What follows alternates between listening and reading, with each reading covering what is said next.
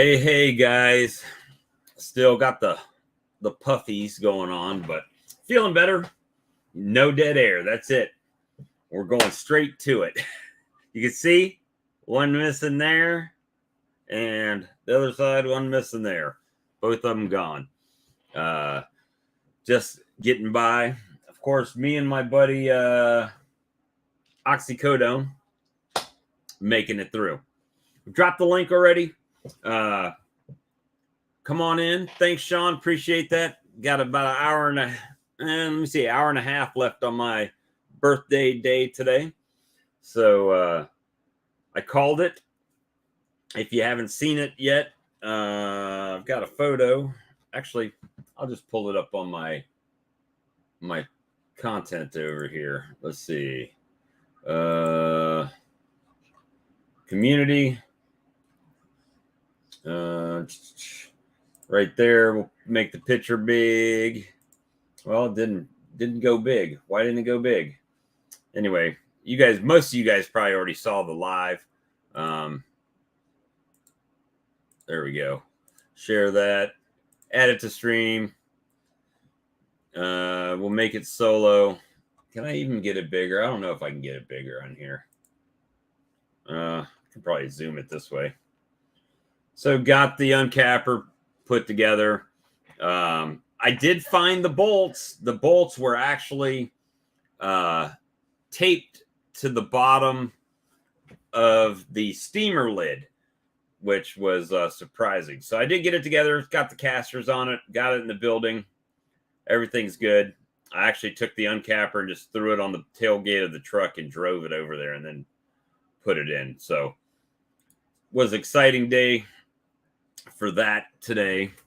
And no, it came, and I was laying down because was tired after the surgery and everything, and was laying down, and I got a text message that said it was delivered, and they dropped that thing right in the middle of the driveway, which is right where the pallet and everything is right now. So what I'm probably going to do with that pallet base, with the pallet base is I'm probably going to put that out here and stack probably I think that'll be a good spot to put my feed buckets where I get the syrup, the feed buckets, and the empty buckets that, once I empty them out, I think that'll be a good spot to keep them at right there.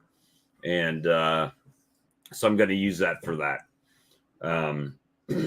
At least that's the tentative plan right now. And that'll give me a nice pallet size to have buckets stacked on, and then another pallet on the side for the empty buckets.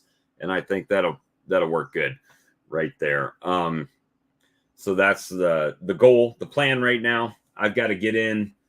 I've got the next couple days off. So I'm probably going to clean out the honey house. I'm going to pull honey. Going to try to do a video on the extractor.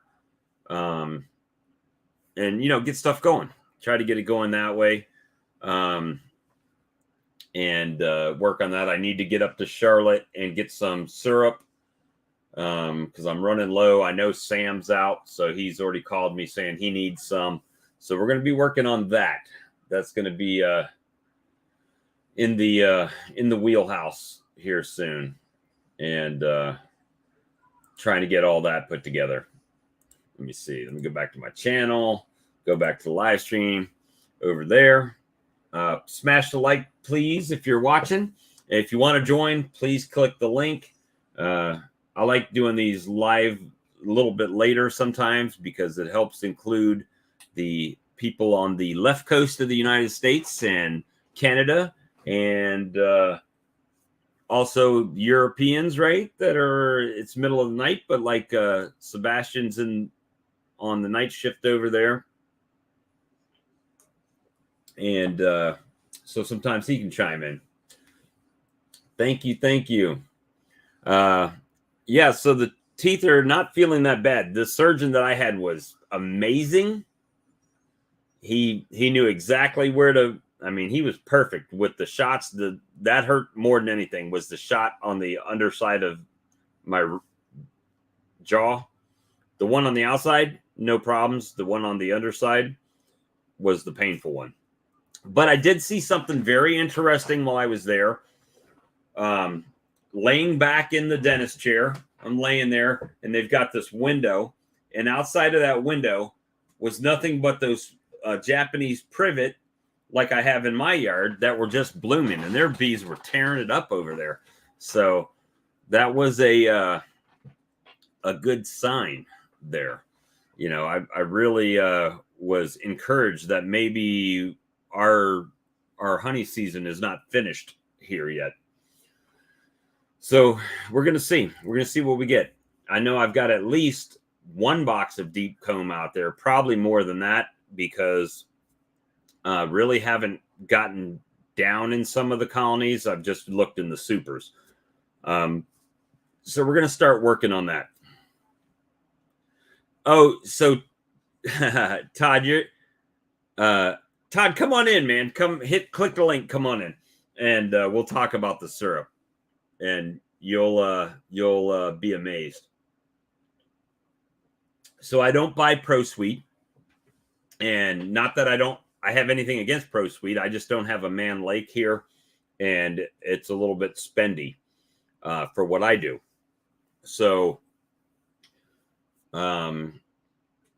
you know, the syrup that I get is affordable, and the main thing is I've got to take my own buckets up there, and so I might be going to do that. Well, I'm going to do it over the next 3 days.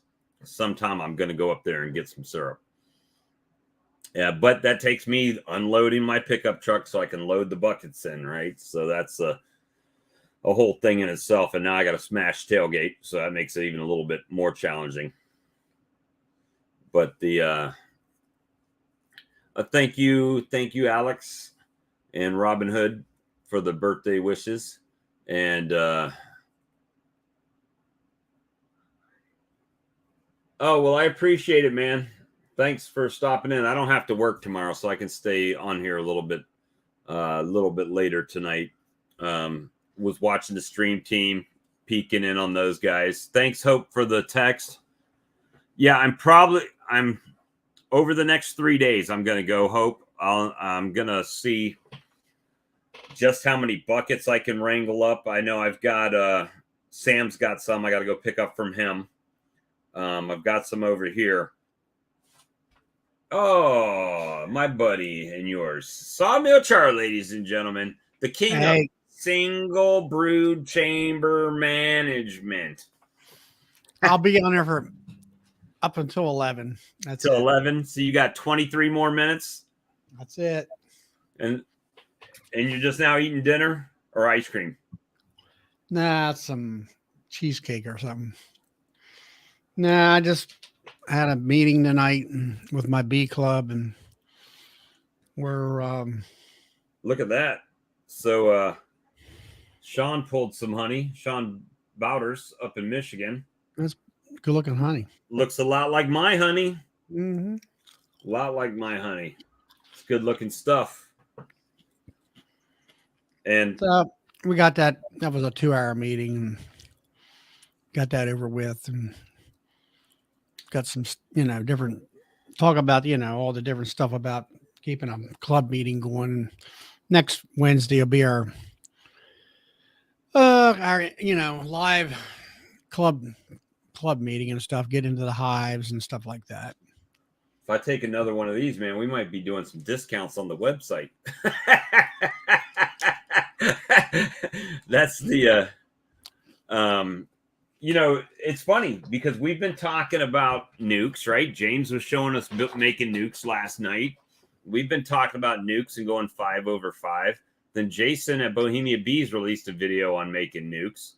I liked his. His was a 7-frame Apame that he split into 2 3-frames with a divider board. That was pretty. He didn't have to do anything really. He just moved the queen cells to each half, put the divider board in, and reversed the openings on one colony. And now he's got 2 colonies split, 2 nukes. Well, and he has 2. He's got 2 opportunities. He's got 2 mating boxes. And then if they come back, or if one doesn't come back, then he can just Hey, merge Sean. them back together. Yeah, it's just 2 mating nukes. Open up the vents in the middle, Three frame mating nukes. let them talk to each other a little bit, and then pull the board out. Thing is, and I had the same issue with Lyson, right? The Lyson colonies are kind of expensive. Wow. And so I get it, man. I don't know. I have a licensed 6 frame hive here, and the one thing I noticed, I'm used to lifting the boxes on the side. Evening, guys. Good to see the you. having handles on the sides of the boxes, and license like don't Alex. have that. You got more hair than Alex. You didn't get the Gene Simmons look though.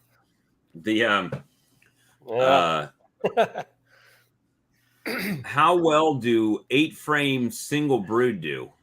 He's running doubles. An 8 frame single, that'd probably still work the same, right? Mm-hmm. I mean, Is that single brood that's is single brood. That's deep framed, right? Well, if you think about it, Cayman Reynolds runs 8 frames. He's got a 10 frame box, but he's using a 2-gallon feeder in there, so he's only running 8 frames in a 10 frame box. And I think he overwinters them as singles. Don't quote me on that because I'm not entirely sure, but I'm thinking that's what it is. You got 8. So the syrup, you were asking about the syrup. Yeah. So I go to Domino and they send out these tankers of sucrose, right? 2-to-1 sucrose. Well, when they come back, they have to drain that down because they can't add more to it. So they drain it down and pump it in these silos. So when I come, I bring my own 5-gallon buckets and they fill up the buckets for me at $10 a bucket. So I'm getting $1 a gallon for 1-to-1. Wow.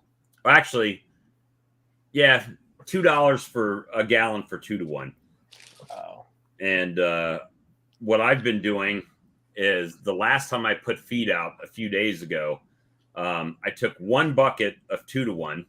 I split it in half, filled it up with water. Actually, that's not true. I took 4 buckets and put a quarter in each bucket and then filled it the rest of the way up to give them 20 gallons of 1/4 to 1, basically. Yeah. So my thought was it's plenty of moisture that they can use for the colony and they can use it to draw wax, and they're probably feeding each other more than they are storing that away, How far is that away from you, the Domino? Hour and a half. See, I forgot the name of the company over here, but it's 3 hours north. So really, if I dragged a tote up there, that would be worth my time. But then, it's probably I think who was it? Michael Buck bought a used tote that was used for water, and I think he paid $75 for the tote, and That's high. I think it cost 100. I want to say it's 150 gallons. He's in the chat, I think, so he'll probably chime in how many gallons it holds. But 275, I believe. 275 gallons, yeah. So I can do 27 5-gallon pails. So I'm getting 135 gallons, which makes 270 gallons of 1-to-1. So I can go up. I mean, and my mentor, I go up there and basically bring it back, and he gets 10 buckets of it or something like that, And I just help him out, if I can. He said, you should have called me to come over here. And I'm thinking, yeah, but, I'm not trying to work you to death, Mr. Sam. You know what I mean? You're 70 or something. You're 75. I'm not, even 5-gallon buckets of syrup. I'm like, hey, where do you want me to set these for you, and try to limit his physical labor on it. But for me, I stopped as soon as actually it was one of the viewers here. Dennis Lentz lives up close to the factory, and one day he came down and brought me 2 buckets and just gave it to me. And And he said, "Oh yeah, man, you need to go up there." And I think I bought one bag of sugar as an emergency that I had run out before I could get up there, and so since then, that's all the granulated sugar I've bought. And I will say that when was the last time I went up there? Crap, this is June, and let me see. I have to go to my channel to look at my content here. Did I do a live or a video on that? I think it was a live. Most of the time it's a live.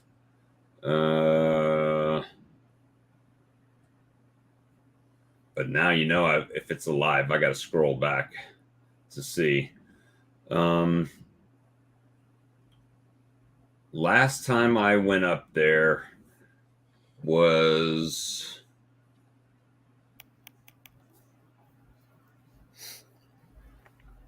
it? No, maybe it's a short. I know I did a short. It's hard to look back through my stuff to find when okay, so Sugar So Sweet was the name of the short, and it doesn't tell me what date I put that up there. No, that's Dennis. I want to say it was December or January that I went up there and bought it.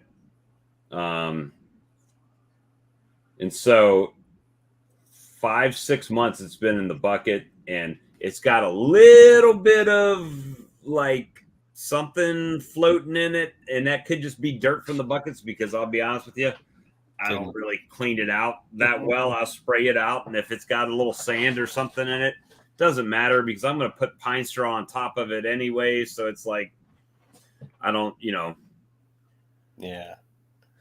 I don't work. Well, see, the thing is that the company knows, because it's basically waste for the company. Well, yeah. So the guys that are filling it up, that's like side money for them. So I go up there and drop, $200-$300 on them, and they're happy that they're making it. They've come up on the weekend when they're closed just to fill it up. Hey, I'm going to be there around 11. Great, I'll meet you there. Wow. And then they come and open the gate, and I just back in, and they fill my buckets up, and I take a mallet and knock the lids on and load them in the truck, and off I go.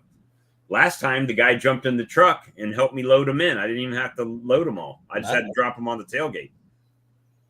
So I wish I had that deal here, because, like I said, it's a 3-hour drive up, and obviously it's a 6-hour round trip. And like I said, I might as well take a tote up there. But my problem is keeping it fresh. The thing of it is, with a tote and that weight, you better have a serious sized truck. Yeah. Mine is just out. I just leave it outside. I don't even put it in the building. It's just outside under the trees, and I go and pop one open and pour it and dump it. It's not even climate controlled at all. So whatever it is outside is what it is. And I think mine would boil in the summer.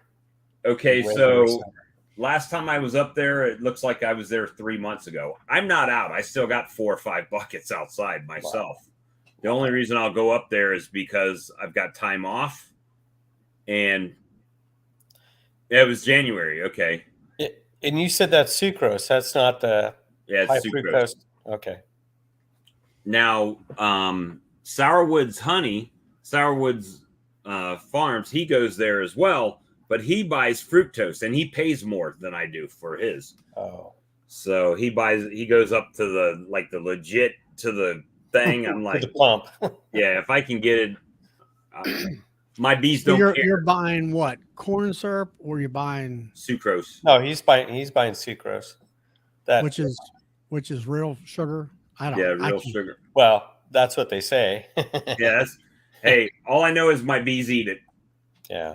And so it was January. So it's been 5 months since I was there. Oh. And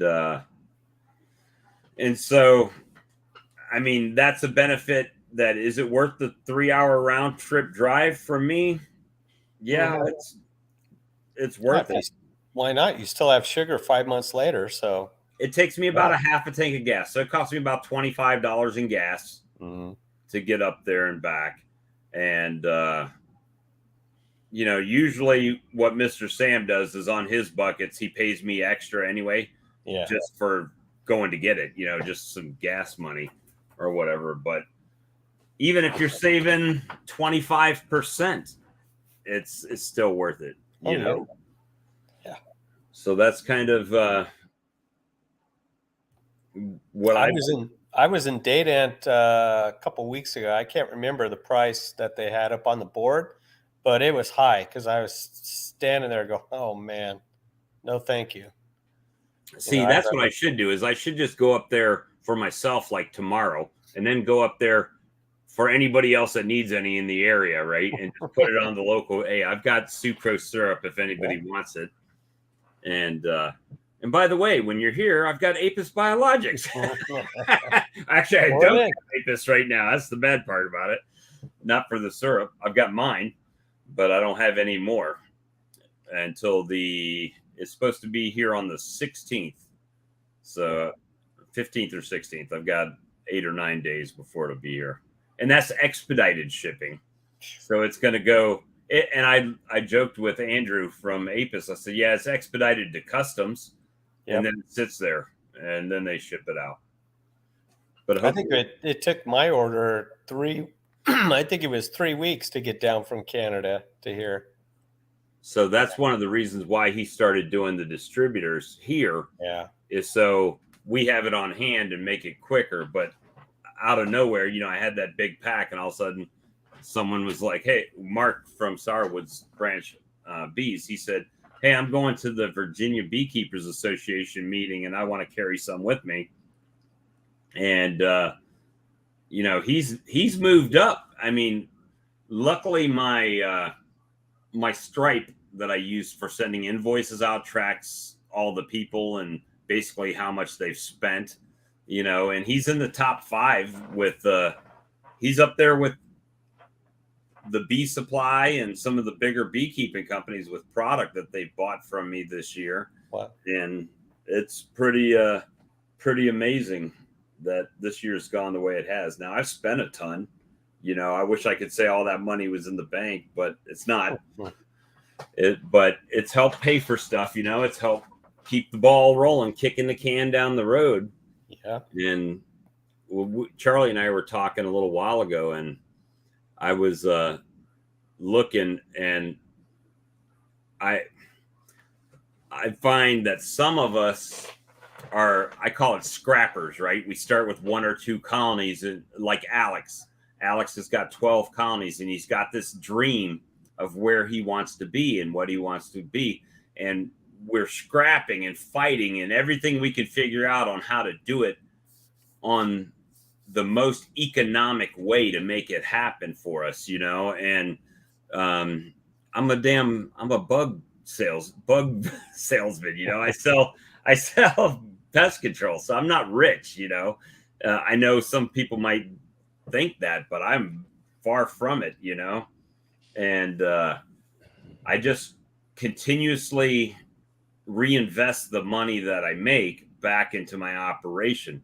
So I think somebody made a statement on the live video about my uncapper, and they had made a statement and this is paraphrasing from what I can remember, was all of this was because you had a little bit of wax in your cappings, right? Or in your honey.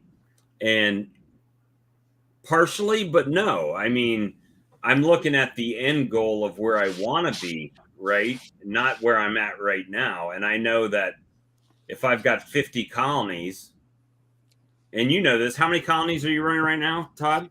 I'm at 71 right now. I lost a few. Okay, so you've got 10 more than me at the moment with what we've got. If I got 1 box, just 1 super on each one of those colonies, that's 610 frames. Yeah. Yeah. That's 20 cycles of my 30 frame extractor plus uncapping time. Yeah. And I'm not saying that like the uncapping knives and stuff that Charlie uses aren't good. I never have made that statement that that's not an effective way to do it. But you look at someone like Bruce Jenny, right? Bruce Jenny has been blessed to have people that come to his house, help him harvest the honey, and he can use the simple harmony to do it. But some of us have just us, the one person, right? And so I'm kind of think like Charlie, it's about efficiency. How can I do the most work in the least amount of time that I can invest myself in doing it? Yeah. And so that's kind of where how I make decisions. And that's what gets me with like Bruce Jenny. He's got 150 plus hives. He's got 3,000 or 4,000 pounds of honey every year. And he's still he works with somebody to do that now. He does. Yeah, he's got a guy that's got a honey house, and they got both of their extractors in there. But I'm looking at volume, and I'm like, you out of everybody that we know on our bee chats, he should have an automated uncapping machine. Yeah. He should have a 30 frame extractor. I call mine a semi-automatic. And maybe and he would have a what do you call it? One of them flow tanks or whatever you call them. Like the clarifier? Clarifier or something like that. I mean, I would be more efficient at his level. I'd have more machinery to do all those different things. But everybody has their own path they're going to take to what they want to get to, right? So definitely not downing what anybody does, but just to give insight to the way I think about things is, did I make a double purchase? Yeah, I kind of did make a double purchase. I've got 2 uncapping tanks right now. I've got 2 steam uncappers, one, the new one, right? And then I've got the tabletop one. But I can only use one at a time, so it's like extra, but I'm trying to streamline my operation as much as possible. And that's kind of, how I try to do things. And I just keep rolling the money in. And eventually, knock on wood, that I'll get to the point to where I don't have to make those purchases and I don't have to roll that money back in. And then all of a sudden, now I've got all this nice equipment and I can just go do what I got to do. Now, I'm not telling everybody in here, if you got 3 colonies, to run out and buy a steam uncapper and a 30 frame extractor and a 18-gallon bottling tank. But, when I started, I didn't have those aspirations. It was, hey, I'm going to get a couple colonies and see if I can keep the bees alive and see how it goes. And then just kind of got addicted to it, and started doing my thing. And Mike wants to know, once you sell that other unit. I don't know what I'm going to do with it. I kind of like having the 2 uncapping tanks because I can uncap 30. And then while those 30 are spinning in that 15 minutes, hopefully I could uncap another 30 or 40 in the meanwhile, right? So I don't know. But the actual steam uncapper, I'm thinking about letting that go. The tabletop one, but you would have to have a uncapping tank that it would fit on. I don't know which ones it'll fit on. I know it'll fit on the Lyson 1000 or the 1500. It'll fit on that one. And right now I think that uncapper is going for about $500 new. And so I was thinking like $400, for it. And I've used it once, literally one time. And my comb was not fat enough, or I didn't have the blades adjusted right, something, and I ended up doing a lot of manual uncapping. So hopefully I'm not, and to be honest with you, when I only had a few boxes, I didn't even want to get that thing dirty and have to clean it. Right. So it was like, yeah, there's that aspect of it. And, right now, I don't know how much honey I'm going to get this year.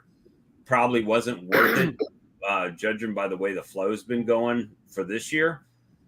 But then I got to look for next year that where I have the most colonies I've ever had. And when I say the most colonies, I mean the actual most that could produce honey.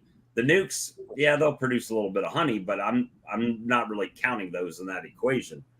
Obviously, I don't have 60 honey production colonies, but there's Mike. Hey, Mike. Good evening. Hey guys, I just saw you were on here, and it's your birthday, Bob? Yes, sir. Thank you for your comment there. I appreciate it. Yeah, no, absolutely. Absolutely. So how many production hives do you have, Bob? Right now, about 35. So I got 35 production colonies, and the rest of them are nukes. And I've got a 2-framer where I just made a 2-framer as a try to do a walk-away split on it, but I didn't even count that in the equation of the 61. Well, you figure 30 boxes. Yeah. And let's say a good flow, you're going to have 2 to 3 supers at least. Yeah. So if they just get the national average of 50 pounds, right? You're still talking. Let's say you figure 1,500 pounds of honey. Let's figure 100 boxes. You 3 would give you 90, and you're looking at 2,700 pounds of honey at 30 pounds a box. So that's kind of the thing. And I saw some comments on watching the stream team about, and it was somebody that watches our stream had said they thought they were going in the wrong direction because they've been focusing more on nukes or more on honey than nukes or something like that. And I'm like, well, why can't you do both? Right? If you got 50 honey production colonies, if you do it early, you can take a nuke out of a colony as long as you can get queens and make a nuke and still not miss a beat on your honey production. So single brood chamber management does that for you. Yep. That's exactly what, you either moving brood out of the box every week or every other week, or you're taking that brood out of the box and making a split with it. And I was unaware until this year that you can actually sell nukes back to Florida in the fall, like September time frame. Now you don't get as much. They're more like a wholesale deal, but you can make a nuke, sell it back to Florida they pay $100 a nuke there. And they'll buy as many as you can make. So if you got 50 colonies and you can take a nuke out of them at the end of the year and you got queens, 50, that's $5,000, right? Yeah. So, it's just like honey sales, like nukes and like queens. Mm-hmm. Once the word gets out, they're banging on your door. Oh, I've turned so many people. It makes me feel bad. I was like walking away from money. That's not something that I typically do. But people are asking me for queens. But if I started selling my queens out of my nukes and stuff like that, then I run the potential of not doing what I started this year at, right? Rebuilding and growth. The reason I got so many nukes is that if some of my queens suck, I can go over to one of my nukes and plug it right on in, right? Yeah, there was one guy who was on that stream team. I just watched a little bit of it. I was busy tonight and talking about. I guess it was the guy from Pennsylvania, Darren. No, it was the guy I met last summer that had the hickory hives. I think it is up there that has the spider lanternfly honey.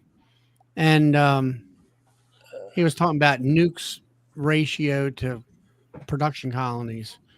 And he was saying like 1 nuke per 3 hives. And I'm like, no, you either have 1 nuke per production colony or you have 1 nuke per 2 production colony, about 50%.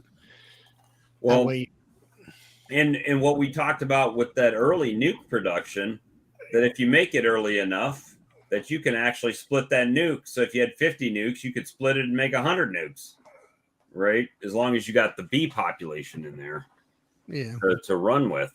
So, I mean, there's definitely ways. Did I do that this year? No, I didn't. I sold a few nukes, and bought a few more nukes, But again, I Well, said, for me, I sold 11 nukes. Could have sold 12 if I had one, but I had sold out all my nukes, which I do every spring. right, And then I have a 5/5, like they were talking about on the stream team, and we've talked about it for years or months here. I take that top nuke off with that queen, and there's plenty of bees in the bottom box. All you got to do is drop a queen in there.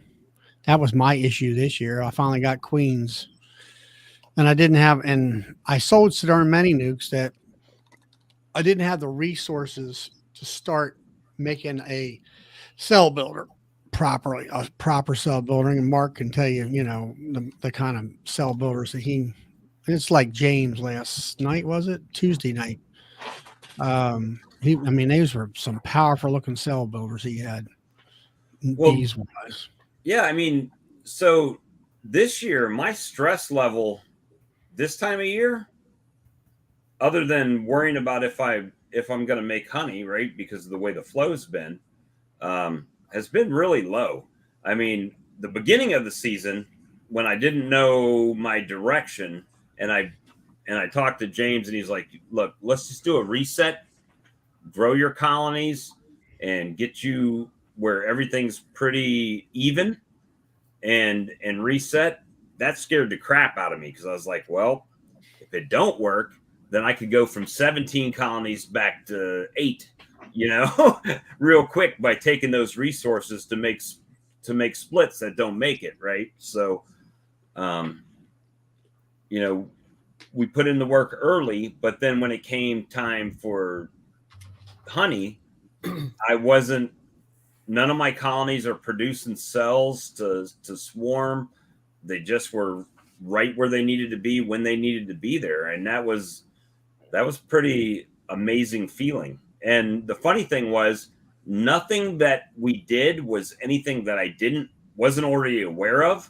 It just took someone from the outside to say, "Hey, let's just do this." Right? It took James to say, "Let's just do this and try it and see what happens." And he said, "Now it's your colony, so don't be blaming me if something goes wrong." And I knew that, but I do stuff with my colonies anyway, right? That it's like, is it going to work? Don't know, but we're going to try it. Like the popsicle stick thing, looks like it worked. Is it legal? Bob, what was that? What was the popsicle stick thing?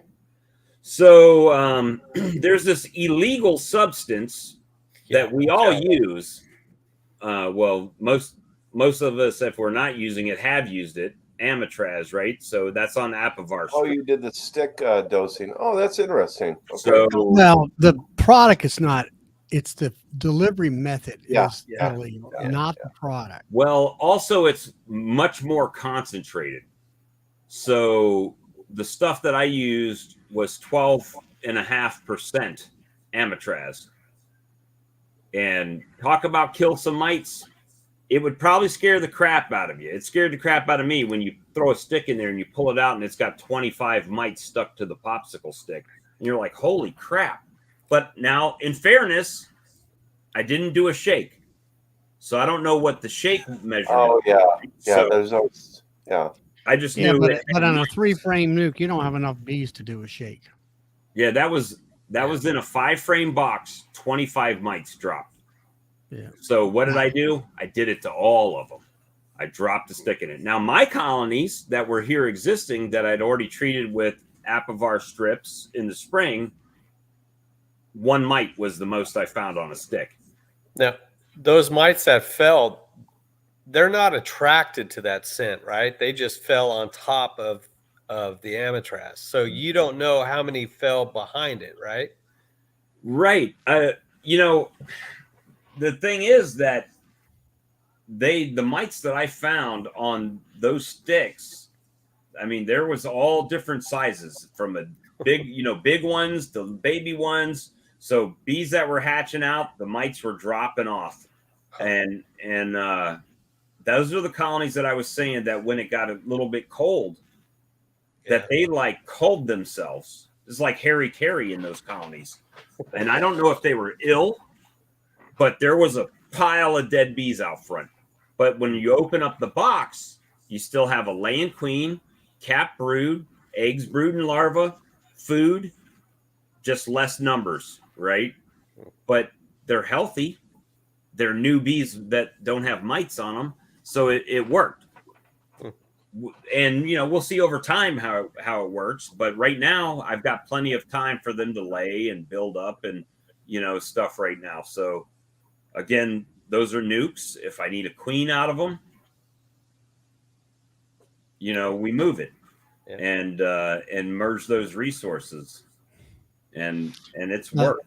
Yeah, Hope here was talking about his queen issues, and he's going to try to get all of his queens to 2023, and that's pretty much what I'm doing. Like all my nukes are this year queens out of 61 and pretty much, and I dropped most of my queens that were last year queens. I think I've replaced them in all my honey hives. So we're gonna that was one thing that Brad and James and all them guys talked about, is no more than a 2-year queen. Out of 61 colonies, 8 of them are yellow, and the rest of them are this year's. Nice. Yeah. So, and then I don't know what was the deal was. Somebody else, I think Chris or somebody, the bug man, talked about in the last chat Tuesday night about he marked the queens and they killed them or they died in the hive or whatever. Somebody was talking about it either in the chat or something. I know mine, I marked them in my honey hives, quite a few of them, so I could find them. And sure enough, they were the problem children in my hives. So I'm going to I'm doing I did a lot of experimenting this year about, just putting supers on. That didn't work. Going back to what I normally do is equalizing the hives out. And I did the Demery modified thing where I put the brood up on top when I didn't, and that way I know where it's at. I don't have to sit here and worry about where am I going to put these frames. I know where I'm going to shake all the bees off of them. Don't worry about finding the queen. Put the supers back up on there. Put those up on top. They're cap brood. And you know where you can go get resources if you need be. Their queen's not going to be there, so you can take the bees with those frames. And I'm going to go back to all those different things. I like the idea of the Demery thing. That just made stress level a lot less for me. And then when I am working, I was not expecting the amount of bees after putting Apis biologic on in the fall. And if that's the way it's going to be next spring, I hear Charlie singing more about Apis than I do. And yeah, it's the only thing that I can tell that was different. Normally my hives are 3 mediums going through the winter. And when they come out in March, when I switch them around to single brood, which is 2 mediums, the top 2 mediums have all the bees in the brood, and the bottom one might have a handful of bees, if that, and it's empty. Not this year. They were bees from the bottom board to the top, and I'm talking loaded. I did the same thing, Charlie. Just overwhelming with bees. I'm like, where did all these bees come from? And so now I'm thinking, okay, if that's what I'm going to expect in the spring of next year, I don't want to traumatize these bees or the queen or whatever. I want to do minimal evasive actions with these bees. So I'm either going to go and pull the inner cover off. James said something about maybe taking the top box off, put the queen excluder down, or let's say shaking the bees down out of the top box. And I presume there's going to be brood up there. Yeah. Queen excluder. I'm going to put 2 honey supers on, and then I'm going to put that box up on top. Now that'll draw the bees up into those boxes. Then I can go back a day later, let's say, if it happens to be that way, and I'll pull 3 boxes of bees off without shaking anybody and Yep. off to the side. Then I can go in with less bees in the bottom box, less traumatization of the bees, and go through and find out what the brood situation is on those mediums down in there. I'll tell you And that, what You know, else I- I think helped me this year as far as the Apis too is the fact that I kept open feed out because of our weather, right? We don't, I mean, we don't get cold like Mike couldn't do this, right? But because of our geography down here, if I saw bees flying, if it was over 52 degrees, I had my open feeder with Apis in it and gave them bees something to forage on, because if they're out burning those resources out of the colony, well, then that's when you're going to run into an issue, to maybe not first thing in the winter or fall, but as spring starts up, they don't have those resources initially, right? And everybody says, well, you well, lose. it's like for here, it's soon as second week of February hits, the queen starts laying or starts to expand their laying. And here, March is the starvation month for us in this state. So we have to watch come the end of February, do they have enough food in the hive? And see, for me, And all I got to do is drop out some open feed and let them go. I right. don't have to go in. I got to do sugar bricks, like say for the nukes. I made minimal sugar bricks this year, and I only put Right. them on. Well, for me, I got to do that because of the winter. But now, one thing I did last year was we had spotted lanternfly, and I've heard some people say, well, they started seeing some infant spotted. So they'll be in full swing, let's say around August, and the bees will bring their honey in, their dew. Some people extracted that, and some people loved that honey. They said it because it was dark honey and it had a tang to it or whatever. And I'm looking at that honey in August. I'm like, you know what? I'm giving that to the bees. Let Really? them have it. And then I fed them the sugar water, which was less because they had food in there that filled them up. And they come the end of March, you could count the frames they went from like 8, 9 frames down to 6 frames, down to 5 frames, down to about 2 frames by the time March rolled around. And then the nectar sources started kicking in. So that's my plan. That's what I'm going to do differently this year. But I like a plan. I like a process, that I know what I want to do and how I'm going to do it before I do it. I was the same way with you, Charlie, going back to what you were talking about, like what made the difference for you. I did everything the same. There were only 2 differences. One was the weather, which I don't think is going to increase the amount of bees, and 2 is Apis biologics. I am not joking when I say I have 71 full boxes of bees out there right now. Well, minus the splits. Well, But, it's like the guy that made it. They had him on this show here, and yeah, I remember that. and back in the green room and all that. We were talking, and he's pretty Conservative. conservative on how he wants to say what this stuff does. But It's my like steroids for bees. my personal opinion is his product takes sugar water and turns it so close to real nectar, it's not funny.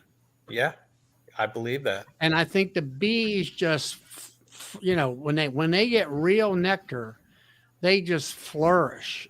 Something. Now, along those lines, did someone ask him? And I wish I would have thought of this when he was on, but has someone tried Apis with less than 1-to-1? Like, do you have to feed them I've 1-to-1? asked him that question before, and he says it doesn't matter the concentration of the syrup. It's based on the volume, the liquid volume. So Okay. if you're doing 10 gallons, then you're going to still use the same amount. And Yeah, the sugar content doesn't matter. The vitamins I call them vitamins, whatever, the nutrients to the gallons, right? Yeah, Or to the amount that you're making. and that's good for me because it's a 6-hour round trip to the sugar factory where I could get syrup. I'm stuck mixing it in a barrel with the trolling motor, So now I'm just going to mix a lighter formula and just, go. Go at it. Yeah. You don't have a winter out there, right? Right, Todd? I just right around Christmas, New Year's, it gets cold. What's cold? This year it snowed. I mean, it hadn't snowed around here for over 10 years. Yeah, But cold is we'll have hard freezes in December, late December, early January, but that's 25, 26 degrees. It's not bad. That's pretty tough here. Is there any way to make sure you're not pulling sugar syrup for honey? Haven't put feed on since early March. If you put it in March, you're probably pretty safe. But some people will dye their sugar syrup so it has a color to it. But what I've also found is that can stain your wax, the dye in the the food coloring. So I don't do it, and I don't Now, now he's saying March. Honey supers are on. Now, where does he live at? Oh, he's in South Carolina. He's all right. So, when is his honey flow? Same time as mine. April, Which May, is April, May, and June, and then so he said he hasn't done it since March. Well, guess what? His honey supers ain't on in March, right? Right. Yeah. So they wouldn't. It wouldn't be in the honey supers. It would be in the brood chamber. There is a chance they'll move it, but not very much of it. Yeah, the only time you'd run into it is if the bees are moving honey up to make space for brood. Mm-hmm.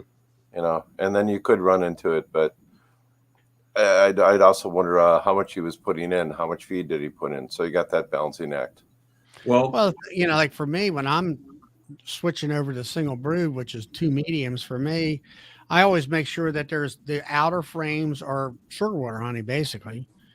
And they're just there for emergency resources. Yeah.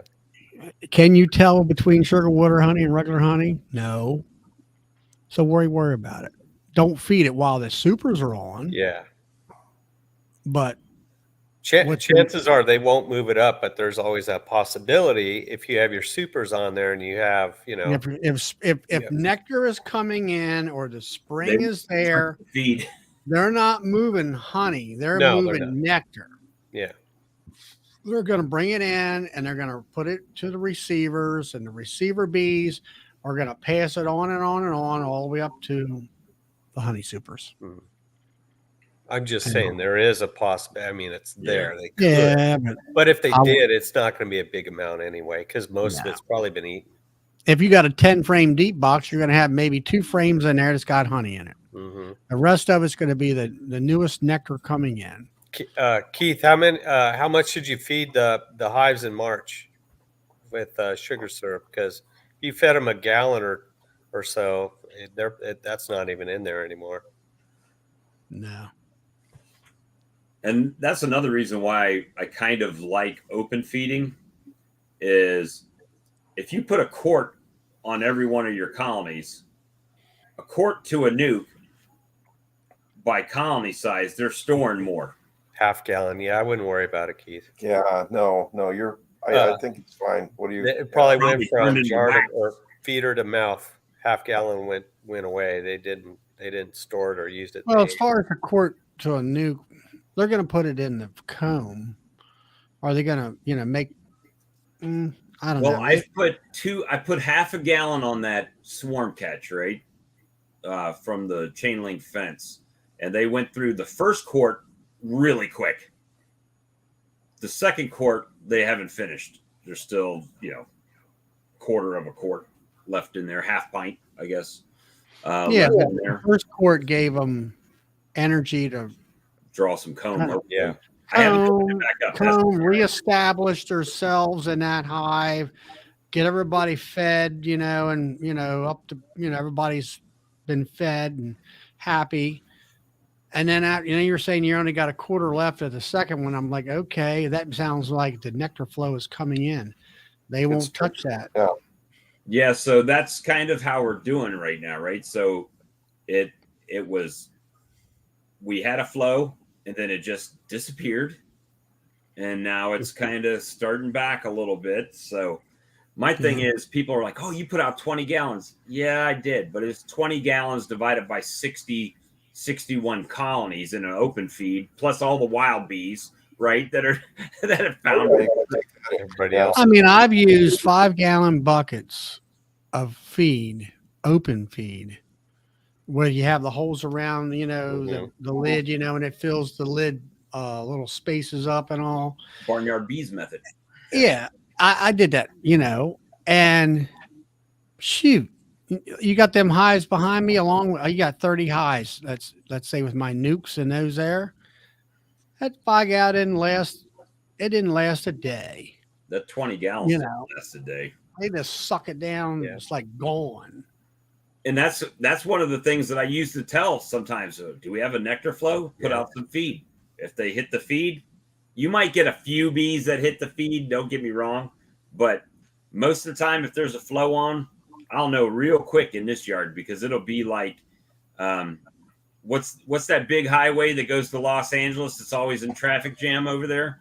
That's what it looks like through the air. I mean, they're just flying back and forth. I mean, as fast as they can. You take your pick, the 405, the 10. Yeah, the 405. That's what I'm thinking about.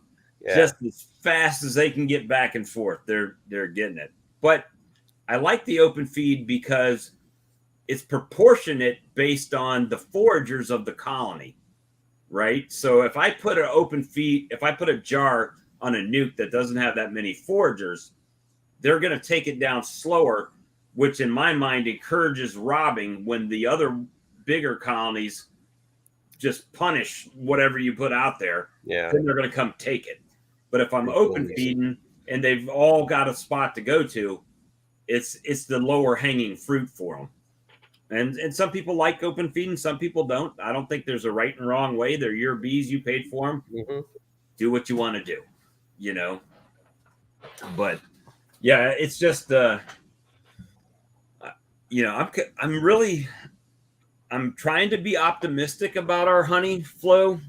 I don't know. I don't have a high goal to hit because last year I only made 550 pounds, right?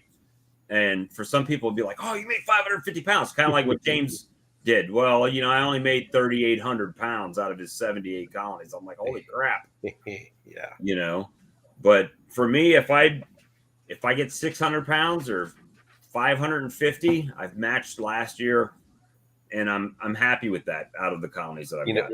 I was making splits tonight for Mark's Queens that are going to be here probably next week, Wednesday, whenever.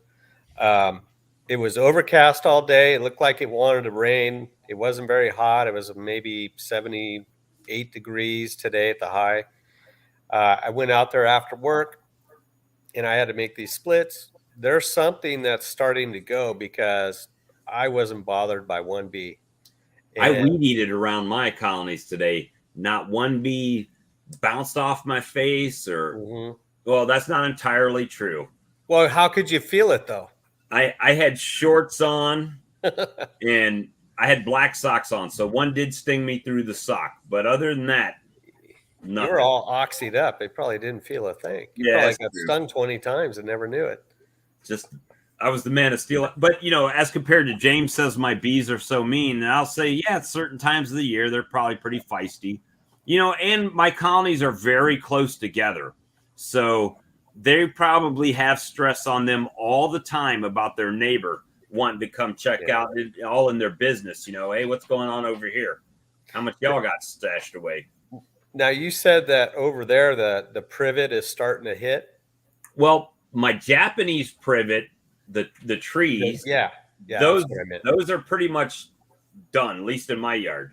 But the glossy privet that's running all up and down the road that looks damn near identical flower. Yeah. They're hitting those. Yeah. For me, everything is, I don't know, 3 weeks behind because I took a picture last year of this tree that's at the farm and it was blooming on June 5th. Right now the buds are out, but it hasn't, and the buds have been out for over a week and it hasn't done anything yet. The mimosa trees finally bloomed. And then the tallow trees, the same thing. The tassels are sticking straight up, they haven't started drooping down and blooming yet. And I had a picture of a tallow tree last year that was in full bloom June 11th, and they're nowhere near it right now. Did So you have you ever had a tree bloom and then the weather turned kind of sideways and then it bloomed again? Oh yeah, yeah. Actually, our maples did that here this year. Some of them. Yeah, not out here. Because those Japanese privet, the Japanese privet that's in my yard, they all bloomed, but now they got little like pods on them again after we had all that rain and it got cold. And I don't know if it's going to pop again. Maybe not as much as the first ones, but is that the berry that it produces? Maybe. I don't know. See, I'm not a what is it called, a horticulturist or whatever. I don't know shit about plants. I'll just tell you, if I didn't have this phone, I wouldn't even know what that tree is called, you know. But the thing is that I'm still learning what blooms in this area, right? People are, what kind of honey is it? Wildflower. It's whatever they find. That's what it is. Yeah. But I know I've got tons of mimosa right around me. I've got tons of that privet around me. Dandelions, all, you know, tons of dandelions, and wild berries. We get a lot of wild berries, but the thing is that I don't know what it's on, you know, all the time. And I just know that we got this privet and they work the heck out of it in my yard on the trees. And I was showing the ladies at the dentist because when I was looking out that window, their whole behind their building had these privet bushes in bloom, and it looked like it was snowing. I said, "You see all the flowers falling?" And they're like, "Yeah, that's cool." I call it snowing. I said, because every time a bee works a flower, they knock the petals off of it, and it was just falling. There were so many bees on that tree working it, making it rain. Yeah, I'm like, get that honey. I'm like, can I bring a hive over here? I'm just kidding. I'm kind of. It's funny because when James was here, he's like, man, I think you might have too many colonies in your area. But then I look at their yards and they got 100 colonies in an area the same size as my yard, you know? Yeah. So I'm like, I don't know. But Bob, remember my mantra, beekeeping is regional. Yeah, but I've got forest all the way around me. Yeah, you do. And I've got, by the crow flies, there is, I know you guys know about the one strawberry patch that I talk about across from the chestnuts, but their big farm was a golf course that they purchased and turned into a berry patch. And it's the other direction. Wow. So they could be on those berries. The army base, which is entirely woods, mostly woods, is less than 2 miles by the crows fly. So, and that's what James says, man, they're all going up and going that way. I said, well, that's where the army base is, you know, and they've got nothing but woods and who knows what's over there. And then I got a bunch of lazy neighbors who don't like to mow the grass. So got that too. So that's good. Oh, guys, I'm going to get out of here. It's 11:30. I'm going to go to bed. You're already 32 minutes past your 23 minutes you had to run. I know. You can be on Friday? Yeah, I'll be on Friday. That's right. Yeah, what's today? Wednesday? Wednesday. I'll put up a this thing. is the late no life beekeeper chat. Yeah. All right. Well, good to see y'all. Come on out Friday night and we'll be there. Get chat.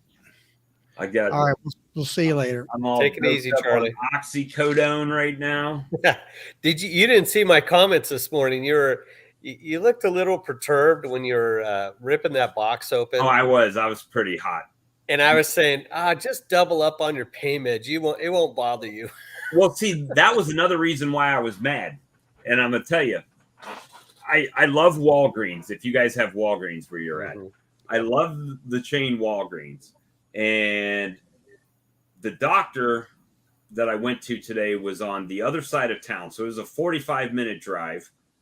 She told me, okay, we've already sent your prescriptions over. And that was before I even had my teeth worked on, right? before they even numb me up. And so I'm sitting there waiting on them to numb me. They remove it. So I'm like, well, on the way home, we'll stop by the Walgreens and pick up my prescriptions. I won't have to go anywhere. I get there. Oh, yeah, they're not filled yet. We'll send you a text when they're ready. Okay. And I'm already mad because they said that last time and I had to go back the next morning. So it was a whole thing. So a few hours later, I'm not feeling good. I'm laying in bed. I get the text. Your package has arrived. I go outside. It's sitting in the middle of my driveway behind my truck. Just dropped off. Didn't sign for it. Didn't ask me where I wanted them to set it. It was just sitting there. And then you saw when I was tearing it apart that it wasn't put together. So I had to put the actual uncapping portion on the tank. Half the bolts were just from the bottom piece. The stabilizer was laying had come loose and were just laying in the bottom. I'm like, well, that's great. What if they would have got lost, you know? I could hear your blood pressure go up in your voice every few minutes. Oh, I was pretty hot. So the good thing Bob, what's that? Bob, all of those bolts were unbagged? Yeah, so Some of them were.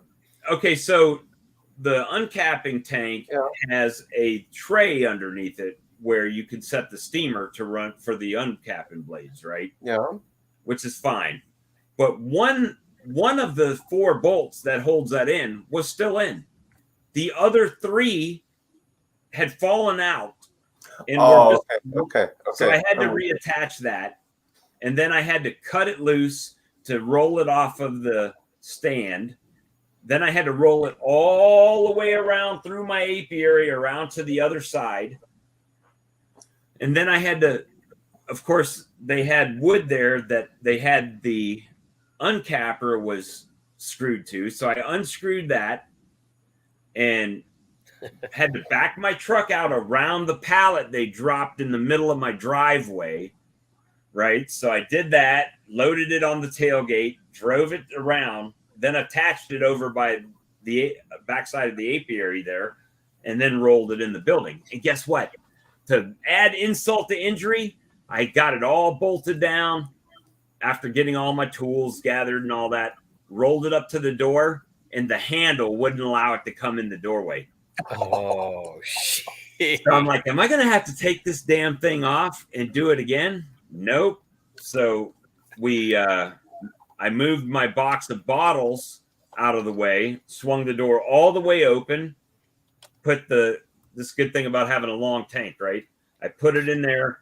I was able to turn it at an angle and get the motor just past the door where I could swing the back end in, lift it up and carry it in, and the handle came in. So I did get it in, but I called it last night. I've been waiting on this thing for 6 days. It's been in my town. Yeah. I said, it's going to come tomorrow because I'm having surgery and I'm not going to feel good and it's going to be hot and I'm not going to have any help. And, it was just this thing and sure as shit, boom. How long did it take from the day you ordered it to today? All right. So a couple things. The first thing was. And it comes out of Better Bees in New York, right? Yeah, my wife helped me at the very end to get it in the door. I mean, you needed it, Bob. So let's see. I'll tell you exactly. I think I ordered it on the 30th. But it came out of New York, right? Came out of New York. It cost me $554 in shipping. Yeah. That's about right. But it was here at my local For a week. on the 1st.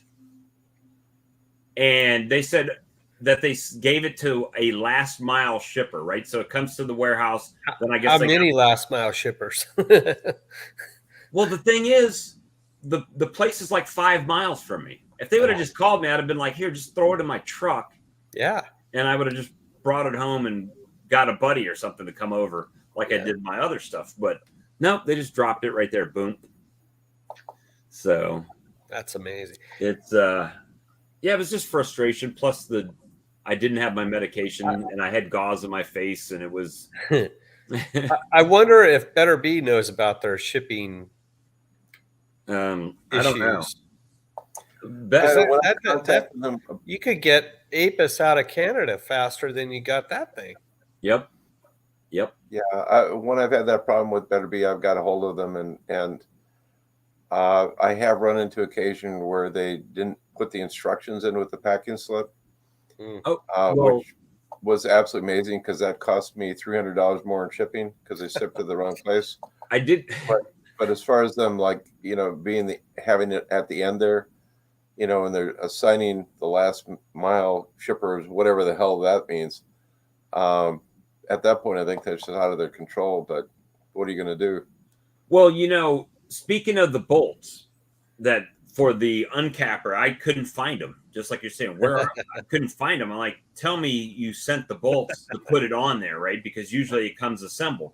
So I called Better Bee, and I was like, hey, I think I'm missing the bolts for this thing. I haven't seen them. You know where they were? So, the bucket was inside the steam bucket, right? Yeah. And the lid was off of it. They were taped to the bottom of the lid of the steam bucket. Oh, I've seen that before many times. And That part isn't uncommon. so it was just frustrating. But I got it. It's in there. It's done. It's good to go. Now I did actually, after I got it on there, I put a foundationless deep frame in there. It was already set up for deep frames, so I could just crank it through. But will be the biggest drawback to that system, I think, for me, is that I run different size frames. And not only do I run different size frames, but some of them are wooden, some of them are plastic, which gives them different widths, right? So that's all adjustments that have to be made. So I'm going to try to start normalizing, like I've shifted to plastic. So if I'm just using plastic, well, they're going to be the same width. They're just different height. So I only have to drop that one table up and down. Where if it's wood mediums to plastic mediums, well, then I have to adjust the blades and the width of it, right? So that's something. But overall, I think it's going to be I'm more automated than I was yesterday, I guess. Now, a question for you: did Lyson go a step further and design a motorized? I don't know what that's the feeder. If it's motorized, would it? Yeah, would it they do. They have the same exact thing that I've got. Where you could just buy the motorized feeder. No, you know what I mean, of course not, man. You got to get one or the other. If I could get the motor to replace the other side and put it on there, so let's see. I'll show it to you. Because I know Tim was talking last night about using a drill. Technically, I didn't need that uncapping tank because I've got an uncapping tank that same size. So why couldn't I just buy that uncapper and bolt it on my existing one? No, can't do that. You got to buy the whole shit. That's beekeeping in the that's too bad. I mean, they really come out with some good ideas. I like. Now, I will say what they do. I probably, if I ordered directly from Lyson in Europe, probably could get it that way. You can't get it that way from Better Bee. So maybe if I contacted Better Bee and say this is what I want, maybe they could special order it. I don't know. Of course, I'm too impatient to worry about that, and I just bought the shit because. So let me share this so I can show you what I'm talking about. Share screen. Yep, Lyson honey processing equipment. Right there. So this is the one that I've got right here. Mm-hmm. I can make that big. Well, that didn't do too much. So you see it's got the handle on this side, right? Yeah. They have one, this one, but you can get this in the same setup that I've got with the tank and not the extruder. Mm-hmm. and it's got a control panel and a motor on this side. It's only But $8 it's the grand same more. thing. Yeah. I mean, but this one you're getting the wax extruder with it too. Oh, So I think it was where is it? Let me go back and find it. So over what's your heat source for the blades, Bob? Steamer. Dean. What's this? It's a Wagner wallpaper steamer is exactly what it is. Oh, okay. Okay. Thank you. It's the same exact. See, this one is 6,000. This Which is one are you at? I couldn't see it. Oh, well, there it is. oh yeah. So this is the exact unit I have with the motor on the other side. The only thing different about this is the uncapper has a motor on this side instead of a handle and a control panel. And this obviously the stuff we're looking at on that side right here Yeah. is the addition. But this little addition right here is double the price, right? I paid 35. You're looking at $6 grand. So, and then the shipping because it's going to be more weight, so another $600 on top of that. So, was it worth $3,000 for me to hand crank that? Absolutely. Oh yeah, especially if you're doing 300 frames or whatever you mentioned earlier, or what was it, 1,000 frames? So, what we figure? 710 frames. I'm sorry.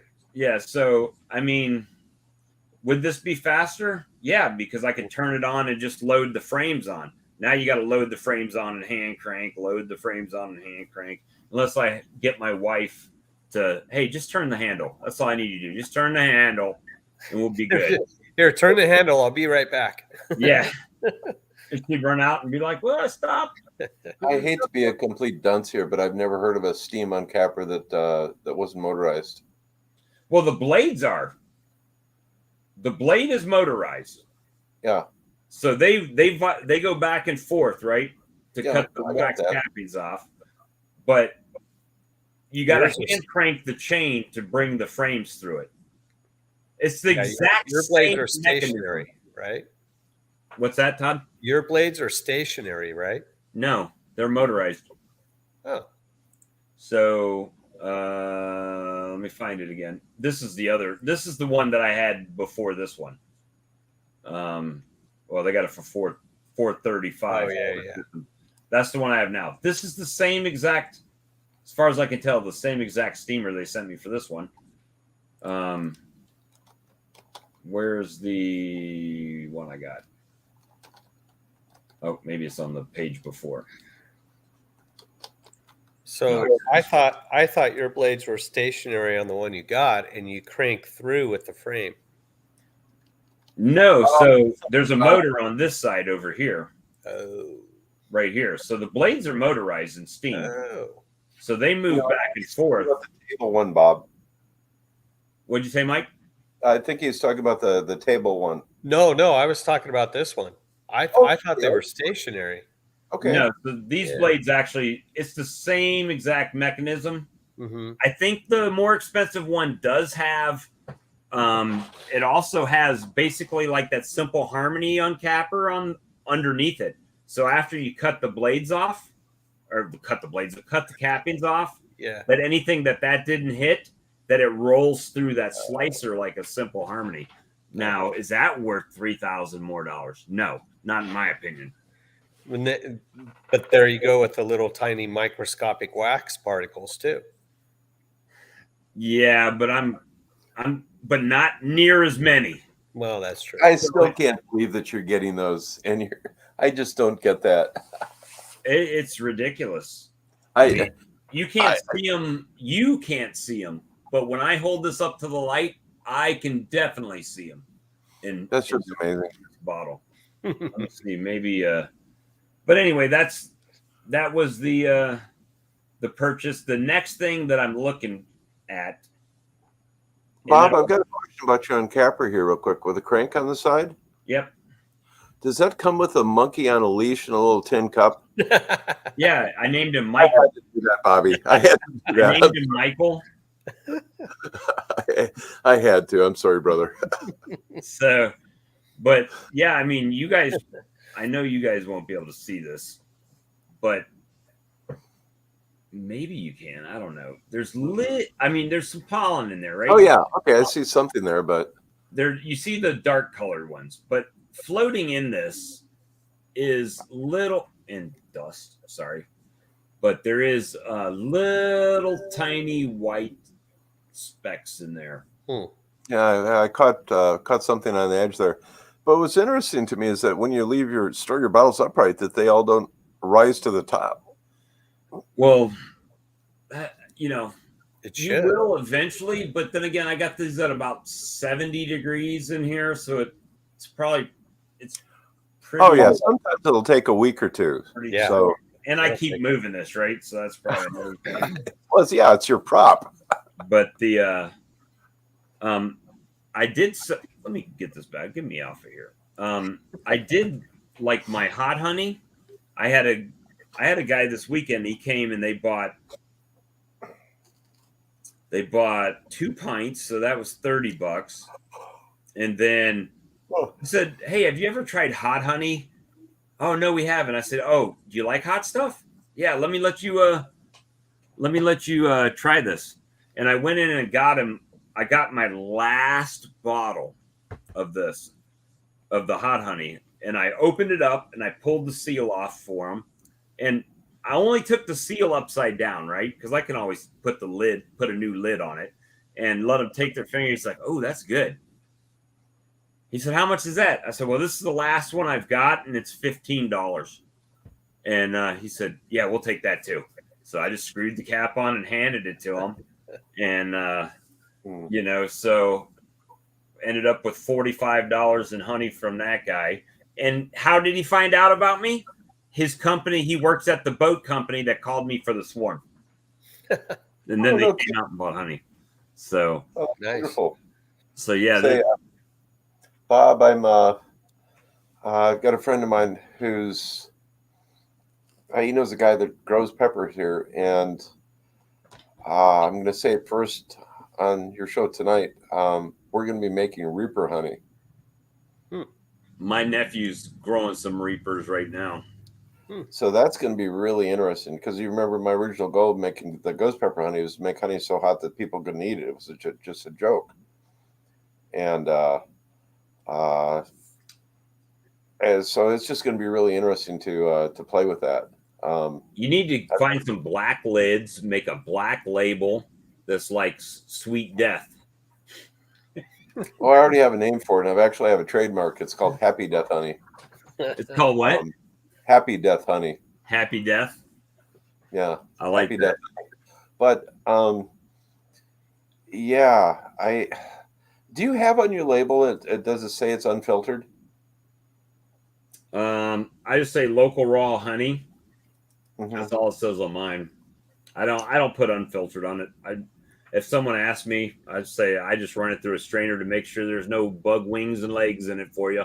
Anything else that in it is right out of the colony. And plus, it's not a hard sale because they're coming to my house. They see my bees right there. It's like, Yeah. Are these from? Where do you get the honey from? Yeah. That was one of the best things. The very first show that I did was up at our clubhouse on the lake here. And somebody came up to me and they said, "Is your honey local?" And I said, "Yeah." They said, "Where's it come from?" I said, "Over there." Right. I So, know. yeah, it's just kind of fun to do that. But so I run. I got it. I run my honey through the the stainless steel baskets, and there's always something that gets through there.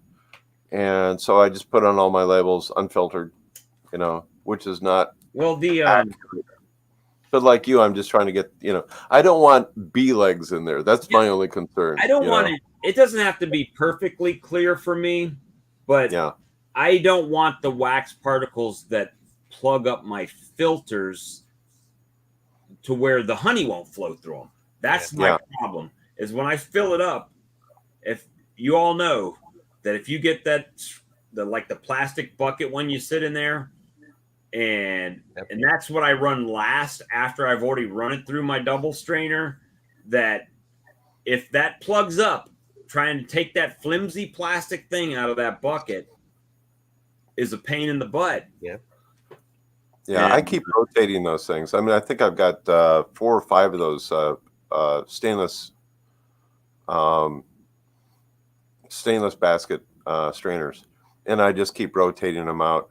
That's how I get away from that, because I can't imagine doing. I've done what you've done before. You pull that last one up, and it's like, what the hell, you know? Well, the other thing is, I was trying to do it as it was like I would put that strainer on top of the bucket, and then I would open up my extractor and let it go into there. But it would plug up so fast that you would have honey just sitting in there and it wasn't draining. Now I'm waiting on a stupid filter to empty my honey. So the best bet that I found is take in one of those 5-gallon paint strainers, put it in the bucket, empty the whole, fill the whole bucket up, lift the strainer out. It brings all the big wax particles out of it, and then just let the honey go in there. And then before I put it in my bottler, then I can run it through finer strainers. So I've got kind of an opposite thing here. Sorry, Todd. Our local store here, they were the honey buyers here are really pretty. Anyways, I take a couple of the maybe a teaspoon of the uncapping wax, and I put it in the top of all the jars. And when they open up the jar, they go, "Oh yeah, this is definitely unfiltered," and they'll pay 20% more for that, which is really interesting. Did you see what Mike Berry does? Not Mike Berry, sorry. Bruce's Bees does with his Muth jars with the cork in it. Then he turns it upside down and dips it in beeswax. Oh yeah. That's sweet. On top of it to seal. Yeah. Well, something else I found out is I make these 3.5-ounce glass jars, and I actually take the uncappings and put in there, and not saturated or whatever. So it's about 1/3 wax, 2/3 honey. And what's really interesting is that a bunch of people buy that, and they love the beeswax and the honey in their tea melted together. It's really there's no accounting for variability of taste, right? Yeah. Well, here I get so many people ask me, "Hey, do you have any honey with the comb in it?" And it's like against my religion to cut comb out of the colony, because I'm always fighting to get comb. So I feel like if I'm fighting to build comb up in my colonies, and I'm just cutting it out, so somebody has a pretty decoration in their jar, Yeah.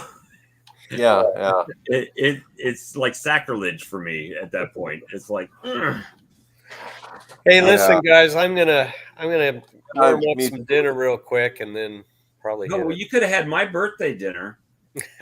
My birthday dinner tonight, due to the teeth, not due to my wife. She made me apple scrambled eggs. Ooh, and I had ramen noodles.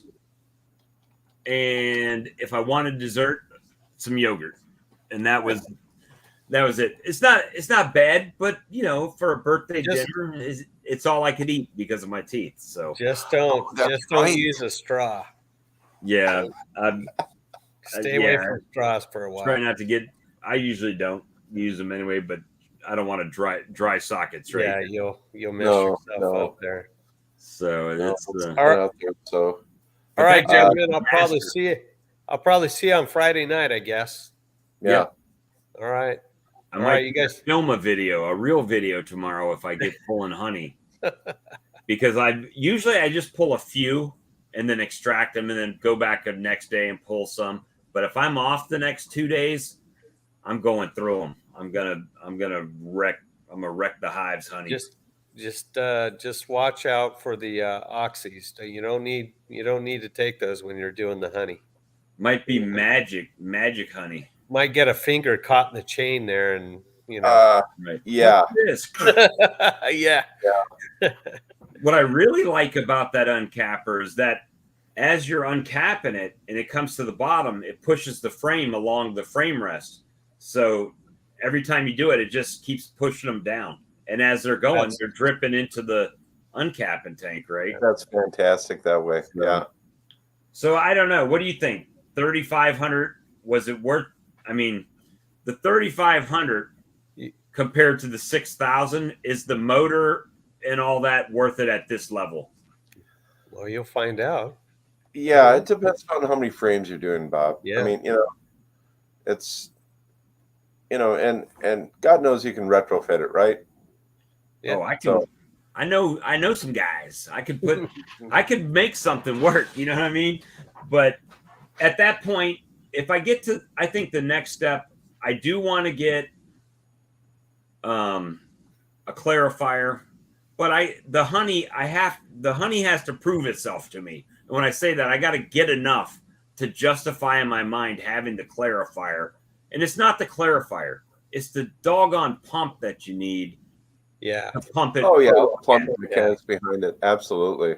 So the clarifier is $1,600 or something like that, and then the pump is like $2,200. So it's like, I just don't. Yeah. know No, on you're getting, and then on top of it, then you get all sorts of other playthings in there too. Well, you're in a different climate than I am, but we actually have some heaters on the lines, the feeding lines. And I saw something interesting today. It made Yeah, me. I'm gonna hit it, guys. Sorry, Right, Bob. Todd, talk to you later. I'll see you guys Friday. Yes, Good sir. night, all. Great. Nice. So I saw something that somebody had on Facebook Marketplace. You know those like behind restaurants, a lot of times they'll have the little walk-in refrigerator freezers on the outside of the building. Somebody was selling one of those. And I was thinking, man, that would be a great warming building to put your honey and just keep it warm. You know what I mean? Put some lights in there and let the lights run, and it's insulated really heavily. Yeah. It would be great. But I'm like, where the hell would I put that thing? Well, yeah, you got space limitations and whatnot. So in my shop, when I do the extraction there, I've got all my honey super stacked up in one room, and I run the dehumidifier in there, and it's sealed off, and it gets about, close to 9,800 degrees in there. And I'm drawing the moisture down, and then right from there, all those boxes go into my shop. Well, in my shop, I actually have, in the summertime, I'll run a propane heater in there and this is where it gets uncomfortable. We're uncapping the whole time at 90 degrees. And so that's how we get around that. But that's just something we've done for years. We're just working in our shirts and t-shirt. Well, them, the grandkids bring a bunch of water. But in my honey house, I've actually got an air conditioner in there. I know. And I've got the air conditioner for my dogs, my huskies, so they don't overheat. So they're in there in their kennels. So I keep the AC running. So you got that going. And I forgot about that, Bob. And I take the exhaust because there was keep in mind this was a porch, right, at one time. Mm-hmm. And I remember the backside of the fireplace has a wood fire where you could grill behind it on the backside. Oh, yeah. So what I did is I just take that vent for the heat and I mounted it up there so the heat from the AC vents out through the fireplace. What? Yeah, so I don't use it to cook in, so I just use that and put it up, aim it up, so the hot air is blowing up, hot air rises, it goes out through the fireplace up there. That is really interesting. So I've got work to do in there that I haven't done. I need to put electricity, like legit electricity in there, but it's funny because I've got an electrician friend and he made a post the other day about, hey, I understand you guys get new things and some of us don't have money for stuff like that. And, for stuff. So it basically made it sound like people were bragging, right, about what they got. Yeah.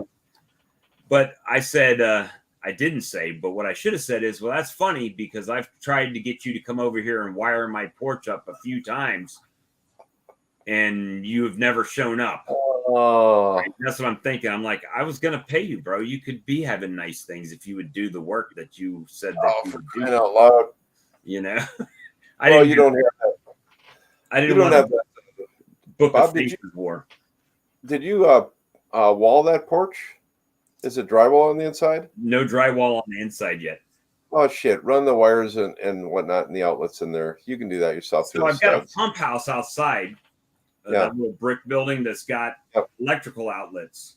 So I was Mhm. thinking about just drilling through the brick, running conduit into that box, tying, or eliminate those outlets in there, tying in there, and then running that into the porch, and then running those outlets off of that. Well, you can do that, but trust me, do not eliminate the outlets in the pump house. Leave them there.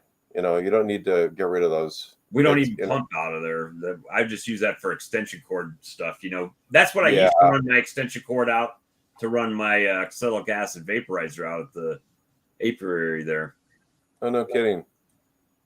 Well, Spanky's trying to come in, but I don't see a picture. I just see a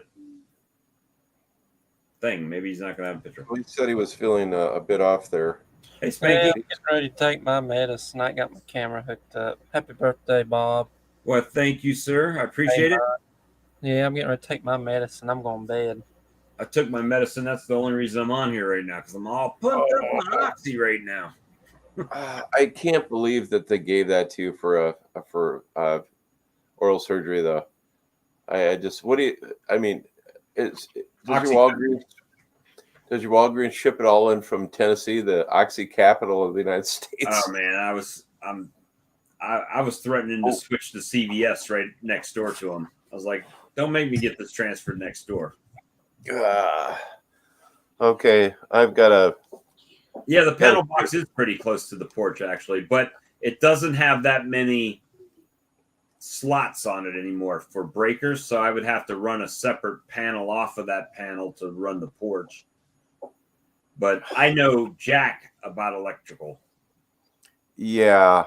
I can run outlets probably and stuff like that because that's pretty easy. You run one. Well, that's what I was getting at. Just get the outlets in place, so and that's easy enough to do. Give me 2 minutes here. I have to get the pancake breakers. Yeah, that's not a bad idea. I gotta get a paper towel here. I'll be right back. All right, no worries. Electrician buddy, yeah, that's it. I don't have any buddies. You're all on here. All my buddies are on here. I got a couple, well, maybe 2 or 3 of them here locally that I associate with, but not too many actually. You okay? But let's see. I'm sorry, Bob. The heat got to my Siamese and he just threw up on my Persian rug. No problem. He never throws up. I will be home on Sunday. Run 2 breakers off of 1 pole. I know nothing, Keith, about electrical at all, man. Is that a 110? Is that a 110 system you're on Capper? Yep, everything I bought is 110. Yeah. The only suggestion that I would have is when you're putting those outlets in there, just because you have all this stainless equipment, I would definitely put a ground fault in there, ground fault outlet. The only thing I wish that I could really put in there is I need a floor drain of some sort so I can spray the water and drain it out the building. Yeah, that's but you do that, then you want to have the floor sloped originally, all that kind of stuff. So right, you're almost better off just using a wet vac. I hate telling you that at this point, but that's fine. I can squeegee with the best of them. I love that. Squeegee the floor down. Let's see. So, are you working tomorrow, Bob? No, I'm off the rest of the week. I really can't drive, supposedly, with this oxy. You can if you drink enough. But then I'd be drinking, driving, and on drugs at the same time. Yeah, but the alcohol talks you into. At least the car has a bottle opener on it, the new one. Oh, well, Bob, I hate to do this to you, but I'm gonna take off here You gonna too. leave me alone? I got you. Hey, I'm sorry. It's your birthday. Actually, No. yesterday was my birthday. Today's the 8th now. Oh, On the East okay. Coast. Oh, it is still my birthday where you're at, though. So thanks. Yeah, it is. It is. There you go. But yeah, I like that. Central unit hookup usually more breaker points than you need. Yeah.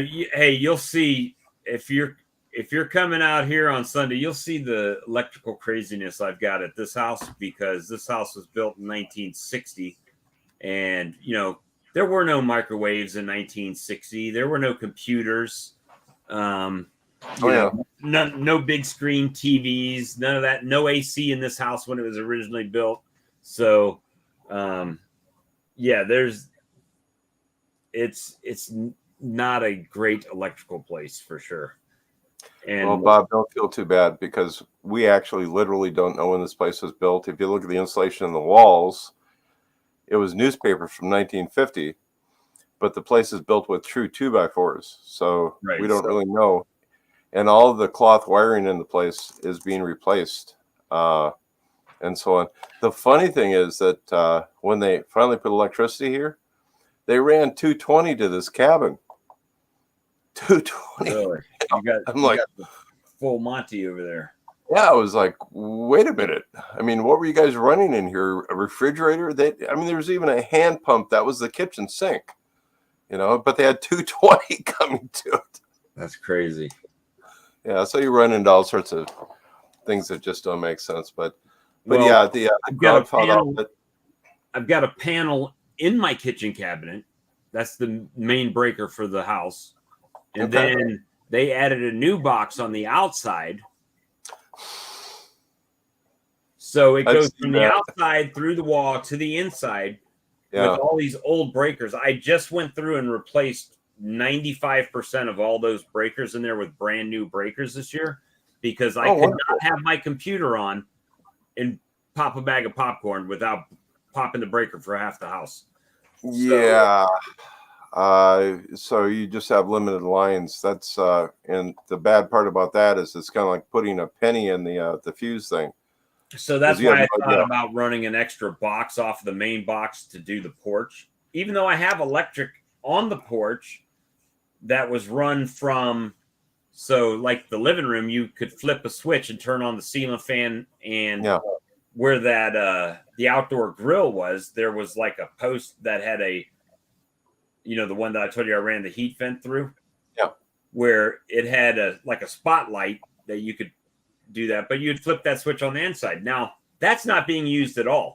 So technically I could just wire directly from that to the walls. However, then I would have to flip the switch on the inside to turn that power on, which isn't necessarily a bad thing. No, it's not that big of a deal, but honestly, when you're telling me you're putting heavier breakers in, you don't want to be doing that. Well, no, I replaced the breakers in there with the same amperage breaker. Oh, you did? Okay. But they're just new breakers. Yeah. Right? No, thank you for that. I was wrong on that. I need to. I was thinking just run a sub panel off of the main panel, and then run that panel for total new electricity to the porch. Yeah. And that would probably be the best way to do it. And then you just walk in, flip the switch, and good to go. So what do you write there? I remodeled a house with paper wiring. Hey, yeah. When my dad passed away, they decided they wanted to remodel the main bathroom here. And you know how Spanky was talking about how his subflooring was 3 deep. Yeah.